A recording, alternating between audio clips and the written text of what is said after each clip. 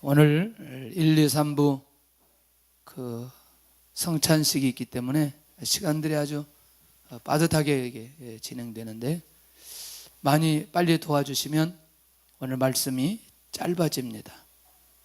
또 우리 성찬식 하면서 주의 은혜를 나눠야 되는데 우리 한번 따라서 하겠습니다. 부활의 은혜, 부활의 은혜.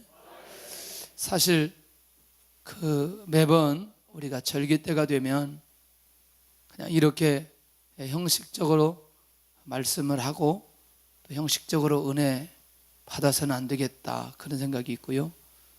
이 부활의 은혜는 우리가 평생토록 누리면서 살아가는 것이라고 생각을 합니다. 그래서 오늘뿐만 아니라 한 해 동안 이런 은혜가 넘쳤으면 좋겠다 그런 생각이 들고, 특별히 내일 노예인데 성가대원들을 바쁜 분들 시간을 내 가지고 나오셔서 같이 성가대 하시면 좋겠습니다. 시간 있는 분들은 그냥 나오시면 되고 바쁜 분들도 그 시간을 빼놓고 나오시면 좋습니다. 할렐루야. 다 나오란 말이죠. 그 말은 우리가 신앙생활하면서 확인을 좀 해야 될 게, 내가 예수 그리스도를 믿는 이유는 무엇 때문일까? 구원받기 위해서입니다. 누구도 의심하지 않습니다. 너무나 놀라운 건 시간이 조금 더 가보면서 정말 예수님 믿으면 천국 가는구나 라는 것을 더 확인하게 됩니다. 그리고 또 천국을 소망하면서 가게 되어집니다. 며칠 전에 갑자기 문자가 떴어요. 봤더니 우리 친구인데 동기인데 저기 지방에서 장로님으로 열심히 헌신하는데 갑자기 심장마비로 소천했다는 거예요. 야, 조금 더 살아야 되는데 너무나 안타깝다.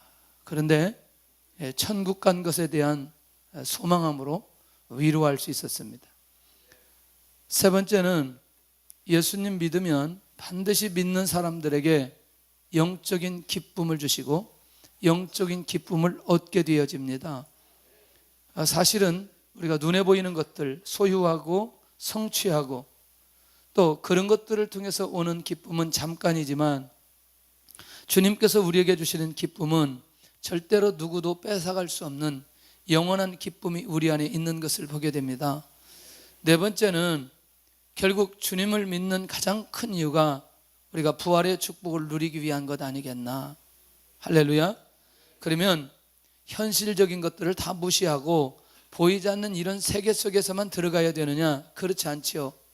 이 비밀을 가지고 살아가는 자들에게 이 땅에 어떤 은혜와 응답을 받으며 살아가는 이유를, 또 그런 결과들을 성경에 너무나 많이 기록되어져 있습니다.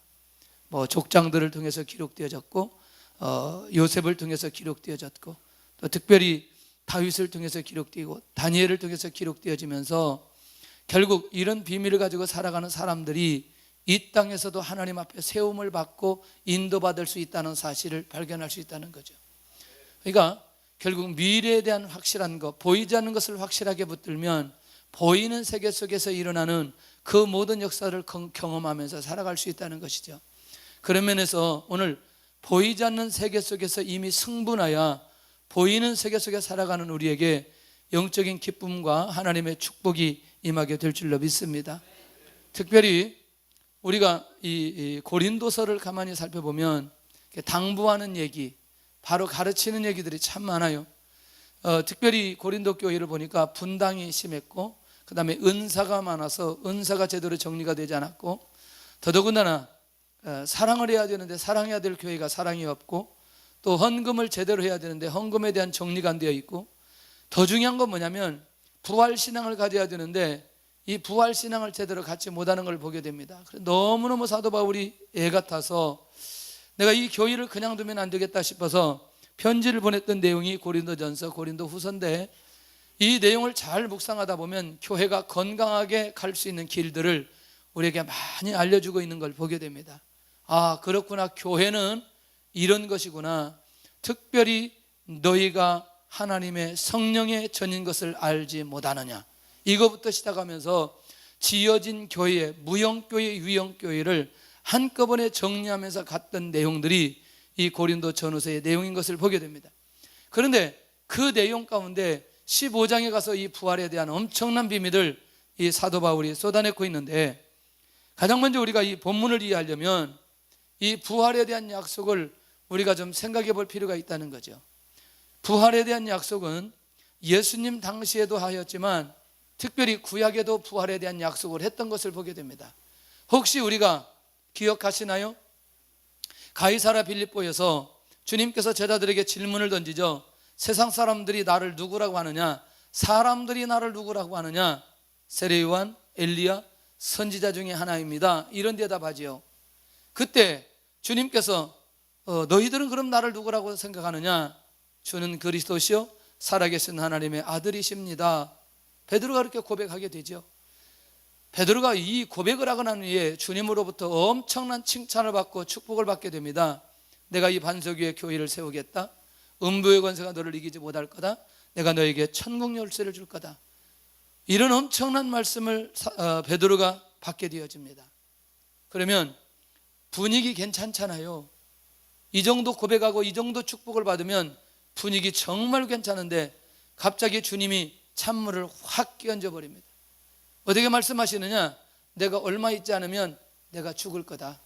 그리고 3일 만에 내가 살아날 것이다. 마태복음 16장 21절에 갑자기 주님께서 이렇게 말씀하십니다. 너무너무 충격적인 거죠. 죽으신데 3일 만에 살아날 거다. 여러분들, 과연 베드로의 고백과 베드로를 향해서 그렇게 놀라운 축복을 해주시고 난 이후에 오늘 주님께서 이 얘기하시는 궁극적 이유를 우리가 이해할 필요가 있다는 거죠. 왜냐하면 자, 이제 주님 앞에 신앙 고백도 바로 했고 주님 앞에 너무나 큰 엄청난 축복도 받았고, 자, 베드로의 그 중심과 제자들의 마음속에 그 주님을 바라보는 그 마음이나 그 신앙의 가치관이 어떻게 정리되어졌을까? 굉장히 중요하죠. 그러니까 일단 우리의 관점에서 어느 시점까지는 예수님의 제자들까지도 예수님을 정치적인 메시아로 보았다는 거죠. 그러니까 그런 생각을 많이 하고 있는 제자들에게 갑자기 예수님이 죽으시고 3일 만에 다시 살아난다는 얘기는 그들에게 있어서 너무너무 충격적이라는 거죠. 그런데 이 얘기를 하면서 주님이 십자가의 죽음과 부활을 미리 말씀하셨다는 거죠. 그 말은 뭐냐? 약속이라는 거죠. 약속. 재밌는 건 이 약속을 한 번에 끝나지 않고 또 약속이 또 있습니다. 나사로의 죽음의 현장에서 기가 막힌 대화가 오고 갑니다. 예수님이 나사로의 집에 가는데 마르다와의 대화 속에 뭐라고 말하느냐? 너무너무 슬퍼하고 좌절하고 힘드는 이 마르다에게 내 오라비가 다시 살아나리라. 할렐루야. 내 오라비가 다시 살아나리라. 언제? 예, 두 가지 다 말이 맞아요. 주님은 지금 살아난다는 얘기고 마르다는 언제 살아난다는 얘기고 마지막 날에 살아난다는 얘기. 굉장히 중요합니다. 우리는 성경을 보면서 왜 그러면 주님이 죽은 자가 있으면 다 살리시지 오늘 꼭 이 현장에서만 이 나사로만 살렸느냐? 굉장히 중요해요. 이때 요한복음 11장 25절에 나는 부활이요 생명이니 나를 믿는 자는 죽어도 살겠고 살아서 나를 믿는 자는 영원히 죽지 아니하리라. 할렐루야. 너무너무 놀라운 건 이 현장 가운데 주님께서 보여주는 결정적 사건이 하나 있어요. 뭐냐? 그 많은 사람들을 다 살리지 않고 특별히 제한적으로 살렸던 결정적 이유는 여기에 비밀이 있다는 거죠. 이제 예수님도 죽으시고 며칠 만에 3일 만에 부활하신다는 사실을 바로 여기에서 비밀스럽게 뚜껑을 열어주는데 나는 부활이요 생명이니. 결국 뭐냐?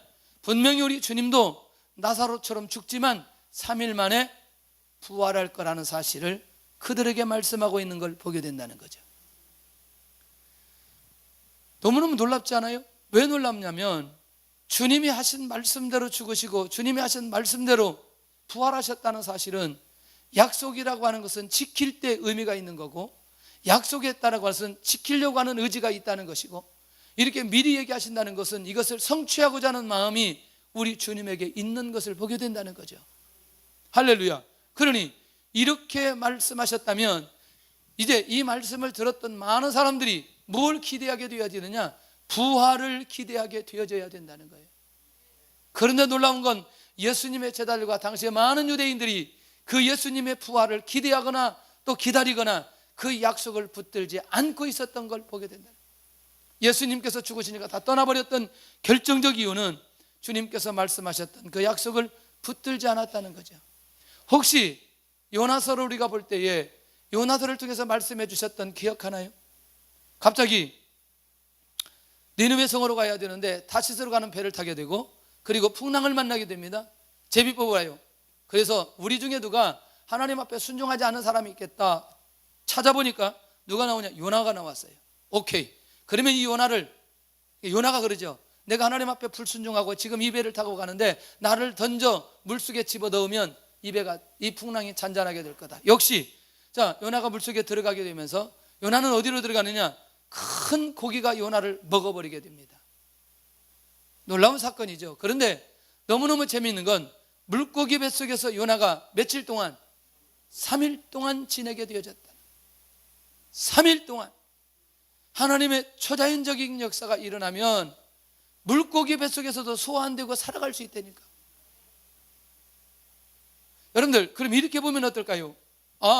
하나님의 능력이 그러면 물고기 뱃속에서 7일은 못 있나요? 있죠. 그렇죠? 왜 굳이 3일이냐는 거죠. 요나서 2장의 비밀은 그냥 지나가는 게 아니라 나중에 지나고 나서 보면 굉장한 얘기를 하는 거죠. 결국 뭐냐? 마태복음 12장 40절에 내가 너에게 보여줄 표적이 무슨 표적밖에 없다. 요나의 표적밖에 없다고 얘기하면서 요나 얘기를 하고 있는 걸 보게 된다는 거죠. 그 말이 뭐냐면 예수님이 죽으시고 3일 만에 부활하신다는 사실을 비유적으로 표현하지만 사실은 이 안에 엄청난 비밀이 있다는 거죠. 뭐죠? 요나가 나에 대한 부활의 얘기를 하기 위해서 그가 불순종하고 물고기 뱃속에 들어가서 3일 만에 육지에 나와서 그를 토함으로 그가 살아났다는 사실은 부활의 예언을 요나를 통해서 해주셨던 것을 보게 된다는 거죠.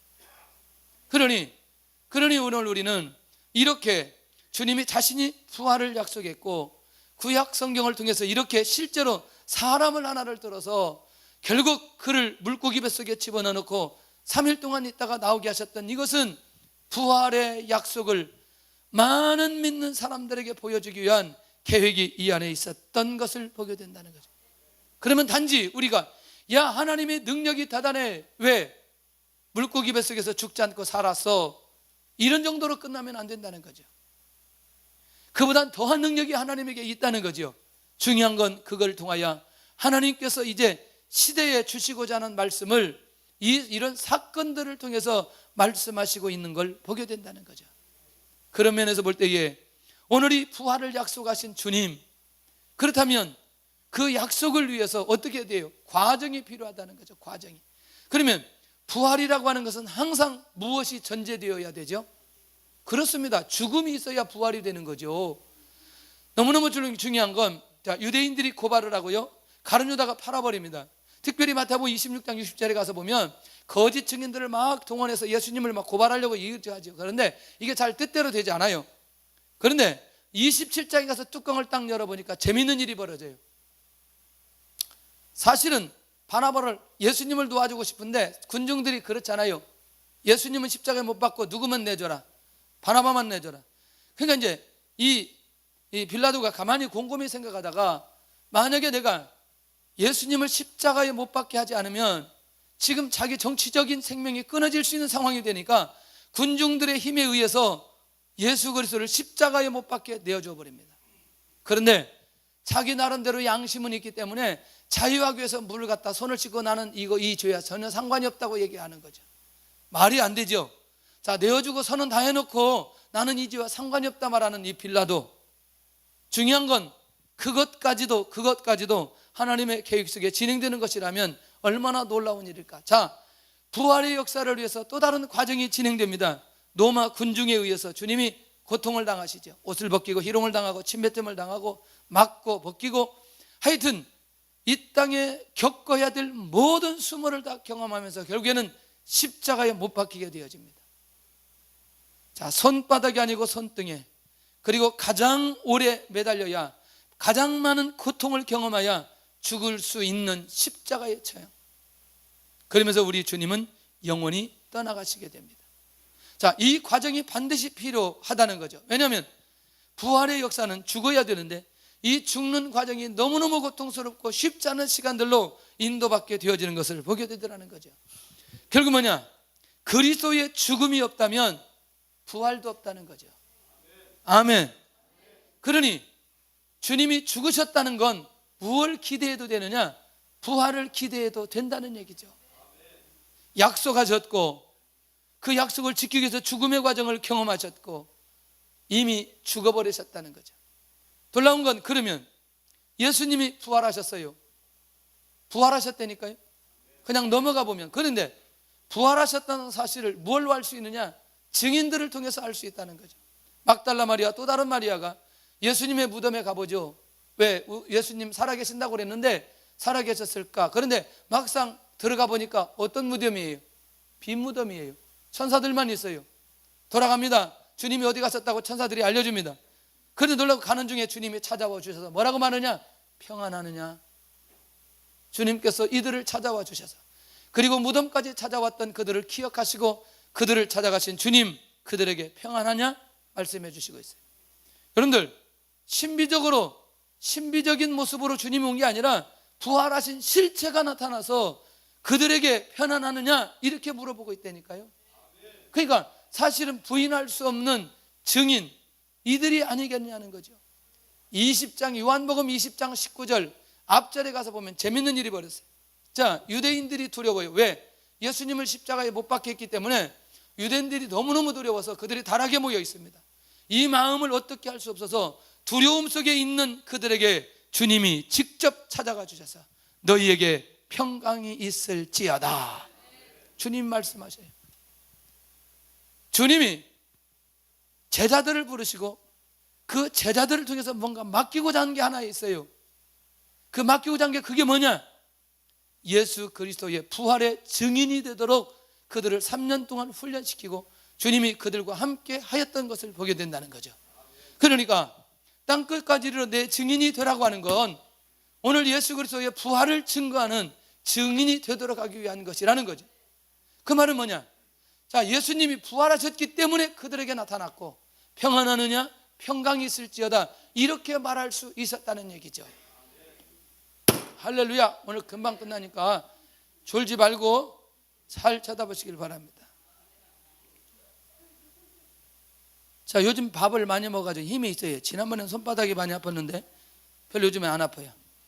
오늘 15장 6절 한번 보겠습니다. 드디어 누구에게 그렇게 많이 나타났는지 기가 막히게 보여줘요. 자, 15장 6절 본문 시작. 그 후에 500의 형제에게 일시에 보이셨나니 그 중에 지금까지 대다수는 살아있고 어떤 사람은 잠들었으며. 이 말은 뭐예요? 그대로 말한다면 500의 형제 중에 예수 그리스도의 부활을 목격했는데 그 중에 많은 사람들이 살아있다. 그리고 또 많은 사람들이 잠들었다. 그 말은 죽었다. 그러나 중요한 건 이 사도 바울 이 시대 고린도 전서 15장 이것을 기록할 그 시점에도 부활을 증거할 수 있는 증인들이 많이 있었다는 거죠. 자, 500명이면 다수예요, 소수예요? 다수지요. 그러니 주님께서 부활하셨다는 확실한 증거들은 빈 무덤이 증거되기도 하지만 부활하신 주님을 만난 사람들이 증인으로 살고 지금까지 말하고 있는 것을 보게 되더라는 거죠. 예수님은 약속대로 죽으셨고 약속대로 부활하셨고 약속대로 증인들을 세워서 이 엄청난 사실들을 말하기 시작했던 것을 보게 된다는 거죠. 그리고 누구에게까지 나타나느냐? 사도 바울에게까지 주님이 나타났던 것을 보게 됩니다. 사실은 사도 바울이 8절에 그렇게 말하지요. 맨 나중에 만삭되지 못하여 난자 같은 내게도 보이셨느니라. 할렐루야. 할렐루야. 너무너무 놀라운 거죠. 그러니까 사도 바울이 증인으로 살 수 있었던 건 주님이 누구에게 오셨기 때문에, 바울에게 오셨기 때문에. 그러니까 자기가 증인인 거죠. 자기가 경험했기 때문에. 결국 뭐냐? 부활은 허다한 증인들이 있는 역사적인 사실이라는 사실을 우리가 확인할 수 있는 거죠. 자, 이 정리됐죠? 자, 부활을 약속했고, 부활을 해서 죽으셨고, 그리고 또 실제로 부활하시고, 그리고 그 부활의 증인들이 너무나 많이 있는 것을 보게 된다는 거죠. 자, 그렇다면 첫째, 부활의 은혜 중에 가장 기본적으로 우리가 놓치지 않아야 될 게 복음 전파가 헛되지 않은 은혜를 내려주셨다. 우리 15장 14절 한번 보겠습니다. 15장 14절 시작. 그리스도께서 만일 다시 살아나지 못하셨으면 우리가 전파하는 것도 헛것이요 또 너희 믿음도 헛것이며. 할렐루야. 중요한 건 뭐냐면, 자, 복음 전파라고 하는 것은 진리입니다. 예수님 믿으면 구원받습니다. 예수님 믿지 않으면 지옥에 갑니다. 이 단순한 진리, 이 진리가 절대로 헛되지 않게 되어진다는 거예요. 얼마나 감사한 일인지. 사실 우리 교회가 전도를 좀 하는 교회인데, 우리의 전도, 우리의 선교가 절대로 헛되지 않는 은혜를 내려주셨다고 사도 바울이 밝혀주고 있다는 거죠. 할렐루야. 왜? 예수님의 부활이 사실이고, 그 예수님의 부활 속에 주신 은혜가 복음의 증인이 되어 주셨기 때문에 그 삶을 살아가는 그 사람들이 절대로 헛되지 않도록 만들어 주셨다. 빌립보서 3장에 가서 보면 하나님께서 위에서 부르신 부름의 상을 위해서 내가 날마다 쫓아가노라 라고 하면서 사도 바울이 천국을 바라면서 살아가는데, 그게 뭐냐?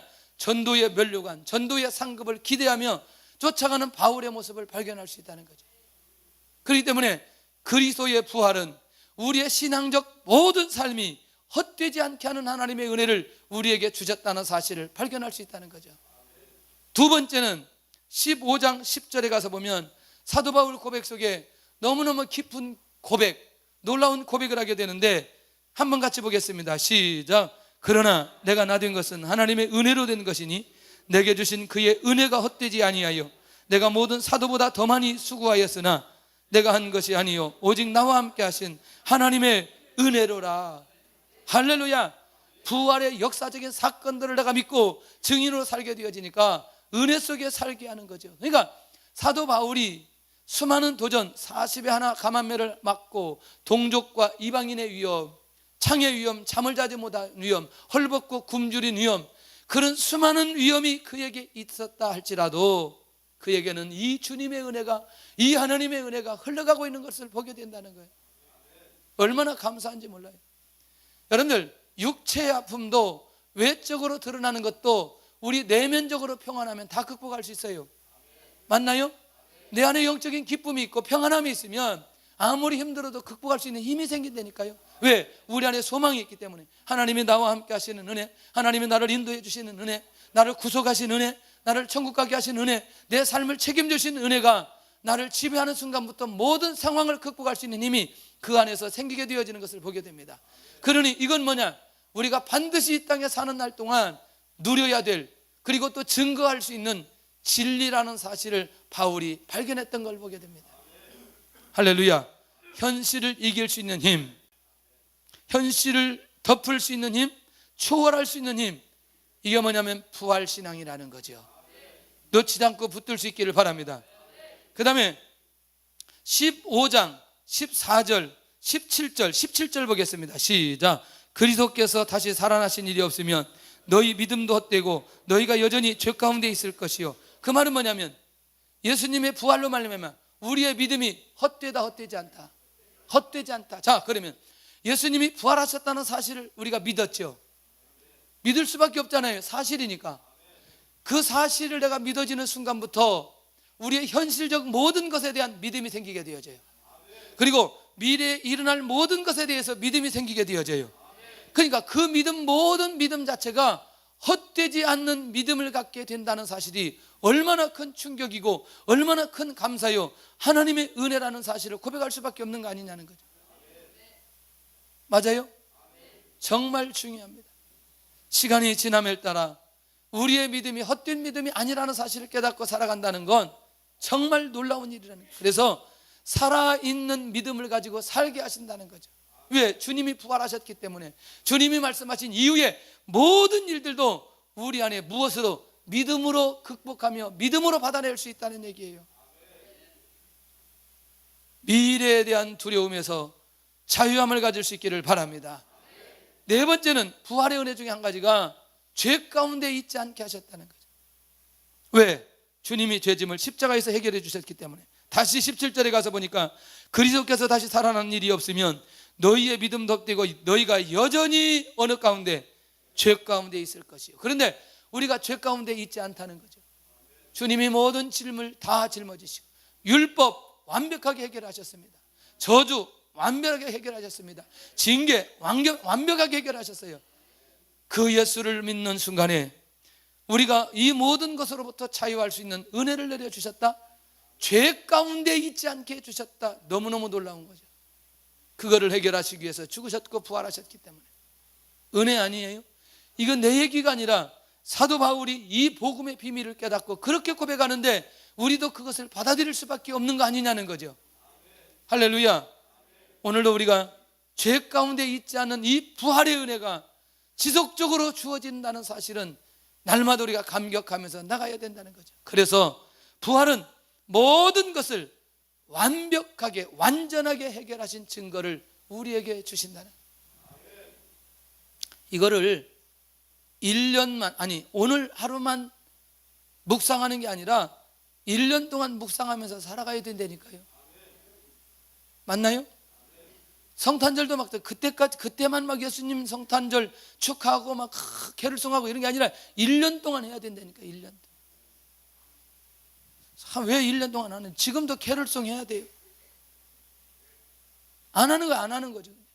이게 기분에, 왜냐하면 사람들이 장사하기 위해서 상술로 계속 그렇게 하기 때문에 이게 계속 단절되는 거죠. 그러다가 12월 1일 정도 되면 갑자기 캐롤송 나오기 시작하죠. 오늘 이런 부분들에 대해서 또 이 부활 사건도 꼭 부활절 뛰고 부활절 설교하고 그때만 이것을 누리게 되는데 사실은 이게 우리가 평생에 누려야 될 것 아니겠냐는 거죠. 맞나요? 누릴 수 있기를 바랍니다. 부활의 은혜는 또 한 가지, 아담 안에 있었던 자들에게는 어떤 일이 벌어졌는지 22절 한번 보겠습니다. 시작.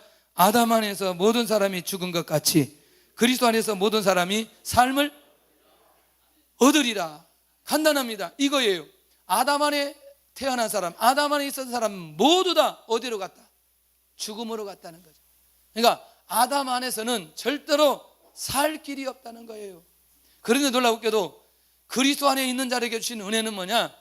모든 사람이 생명을 얻는 은혜를 내려주셨다. 이게 비밀인 거죠. 예수님 믿는 사람들은 사람을 살리는 일에 쓰임받아야 됩니다. 할렐루야. 이게 정말 중요해요. 베이비박스들에게 하는 일이 사람을 살리기 위해서 하는 일이지 법을 지키지 않으려고 하는 건 아니라는 거죠. 근데 중요한 건 저걸 위법이냐 법이냐 아니냐 이런 얘기하는데 우리 법 전체를 따져보면 베이비박스가 위법이다 이렇게 기록된 글자가 하나도 없어요. 맞나요? 그리고 베이비박스를 하라 이렇게 기록한 내용도 없어요. 이해되나요? 무슨 말인지? 네. 그러니까 베이비박스 자체가 위법이다, 그게 법이다, 이게 잘못됐다 그런 기록이 없다니까. 베이비박스를 해야 된다 그것도 없고. 이해되나요? 그렇다면 우리는 사람을 살리는 그 일에 하나님 앞에 쓰임받고 인도받아가야 되겠다. 왜? 주님이 우리를 위해서 그렇게 우리를 살리기 위해서 죽으시고 부활하셨기 때문에 우리도 그런 마음, 그런 영성, 그런 흐름, 그런 정서가 날마다 우리 안에 살아나야 된다는 얘기예요. 우리는 신앙생활 좀 하다가 율법적으로 사람들의 신앙을 잣대로 재면서 이건 되고 안 되고 하는 부분들이 우리 안에 너무나 많이 있는 것을 보게 됩니다. 오늘 그것들을 내려놔야 될 비결이 뭐냐? 결국 주님께서는 우리를 살리기 위해서 죽으셨는데 오늘 그 주님의 마음을 우리가 가지고 살아가면 시차는 있지만 모든 영혼들이 어떤 형태로 살아날 수 있다는 것이죠. 할렐루야. 그런 교회에서 신앙생활을 해야 된다는 거죠. 모두 다 그런 교회가 되고 그런 성도들이 되어야 된다는 거죠. 할렐루야. 너무나 율법적으로 자녀들을 잡아서는 안 된다. 그러나 기준점은 있어야 되는 거죠. 그거는 어쨌거나 이건 뭐냐? 부활의 소망을 가지고 살아가는 은혜를 우리에게 주신 것을 보게 된다는 거죠. 그런데 이게 더 놀라운 거죠. 미래에 주실 은혜를 바라보고 살아가게 한다. 데살로니가전서 3장 13절에 가서 보면 굉장한 비밀이 있어요. 시작. 너희 마음을 굳건하게 하시고 우리 주 예수께서 그의 모든 성도와 함께 강림하실 때에 하나님 우리 아버지 앞에서 거룩함에 흠이 없게 하시기를 원하노라. 자, 주님 강림하실 때에 누구와 함께? 누구와 함께? 아니, 여기 있잖아요. 그의 모든 성도와 함께. 누구와 함께? 그의 모든 성도와 함께. 그러면 이제 조금 이따 가보면 대상자들이 있습니다. 누구와 함께 오실 것인가 대상자들이 있어요. 그러면 이 대상자 안에 우리가 포함이 될까요? 안 될까요? 포함이 되죠. 포함이 되죠. 예수께서 그의 모든 성도와 함께 강림하실 때에, 오늘 이전에 약속한 것이 그런 과정을 거쳐서 부활하시고 부활의 은혜 속에 살아가는 거라면 미래에 이런 일들이 우리에게 주어질 것을 믿고 살아가는 건 은혜 아니겠냐. 할렐루야. 믿음을 가지시고 소망을 가지시고 반드시 이러한 일들이 미래에 일어날 것에 대한 믿음이 있어야 되는데, 모든 성도와 함께 강림하실 때, 자, 그 다음에 데살로니가전서 4장 15절 시작. 우리가 주의 말씀으로 너희에게 이것을 말하노니 주께서 강림하실 때까지 우리 살아남아 있는 자도 자는 자보다 결코 앞서지 못하리라. 이 말은 뭐예요? 누가 먼저 일어난다? 자는 자들이. 그러면 자는 자라고 말할 때 우리의 편으로는 어떤 사람들이? 죽은 자들이죠. 그럼 이 자들이 어떻게 된다? 부활한다는 얘기죠. 그리고 그들이 앞서가고 그 다음에 살아있는 자들과 함께 어느 때? 주의 강림하실 때까지. 아니, 강림하실 때 함께 이런 역사가 일어난다는 사실을 보면 반드시 이 내용을 보니까 무슨 약속이 있어요? 부활의 약속이 있어요. 또 한 가지 주님이 강림하신다는 약속이 있어요. 또 한 가지 성도들과 함께 강림하신다는 약속까지 있어요. 그러면 지금 과거 현재 미래 이런 일들이 우리 삶 속에 주어질 것이라고 생각하니 은혜 아니겠냐는 거죠. 그건 뭐 내가 알겠는데 내가 이번 주에 카드 좀 막아야 돼요. 내가 이 돈 좀 해결해야 돼요. 여러분들, 미래에 대한 확신이 우리 안에 있으면 현실을 이길 만한 힘이 생긴다니까. 할렐루야. 그러니까 미래에 대한 믿음이 내 안에 살아있으면 오늘 그것을 이길 만한 힘이 생긴다고 수없이 얘기했어요. 광야에 40년의 어려움이 있었지만 가나안 땅에 분명한 약속과 언약이 있기 때문에 그들이 결국에는 가나안 땅에 들어가게 되더라는 거죠. 40년 만에. 그러니 오늘 우리가 현실을 극복하고 이길 수 있는 힘이 뭐냐? 미래에 주실 은혜를 바라보고 살아가는 거예요. 아브라함에게 뭘 약속하셨죠? 뭘 약속해 주셨죠? 민족을 약속해 주셨죠. 그러면 민족이라고 하는 것은 과거, 현재, 미래 중에 언제 이루어질 거예요? 그렇죠? 그런데 아브라함의 현실은 뭐였어요? 자식이 없다니까. 아직 자식이 없다니까. 그것도 몇 년 동안? 25년 동안. 그런데 하나님은 끊임없이 내가 너를 통해서 무엇을 이루겠다? 민족을 이루겠다. 여러분들, 미래의 언약을 붙들고 살아가는 게 얼마나 우리를 세워가는지, 현실의 문제를 얼마나 우리가 극복할 수 있는지. 그러니까 어느 믿음까지 생기느냐? 아들도 잡아서 드려 라고 생각해도 이미 이 아브라함의 안에, 믿음 안에는, 그렇지, 내가 이 아들을 잡는다 할지라도 하나님께서 나를 통해서 민족을 이루는 그 약속만큼은 변함이 없다는 확신이 그에게 있는 거 아니냐는 거죠. 그러니까 그 믿음이 살아날 수밖에 없고, 하나님께서 그 믿음 딱 보시고 이삭 보호해 놓고 하나님께 주시는 모든 축복을 다 아브라함에게 다시 주시는 것을 보게 됩니다. 그게 창세기 22장이라는 거예요.